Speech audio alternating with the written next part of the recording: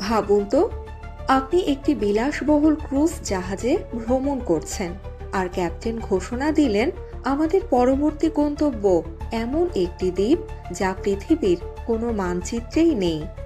শুনতে অবিশ্বাস্য লাগলেও সম্প্রতি বিশ্বের কিছু ক্রুজ জাহাজ সত্যিই যাচ্ছে এমন এক জায়গায় যার নাম নাল আইল্যান্ড।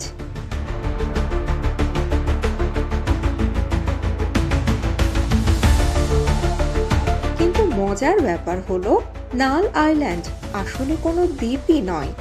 এটি পৃথিবীর ঠিক সেই স্থান যেখানে বিষুবরেখা এবং প্রধান মধ্যরেখা একে অপরকে ছেদ করেছে, অর্থাৎ 0 ডিগ্রি অক্ষাংশ এবং 0 ডিগ্রি দ্রাঘিমাংশ।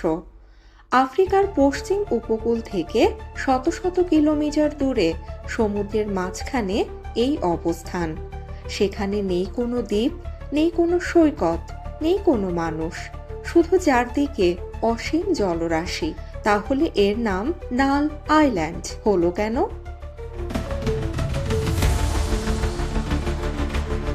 2000-এর শতকে মানচিত্র ও লোকেশন ডেটা নিয়ে কাজ করা বিশেষজ্ঞরা লক্ষ্য করেন, অনেক অ্যাপ বা সিস্টেমে যখন কোনো অবস্থানের তথ্য পাওয়া যেত না, তখন সেটি ভুল করে 0 অবস্থানে চলে যেত।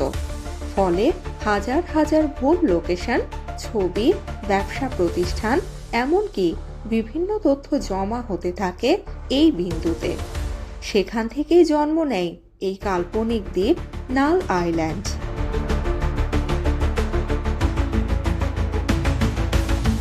বছরের পর বছর ধরে এটি ইন্টারনেটের এক মজার কিংবদন্তিতে পরিণত হয়েছে।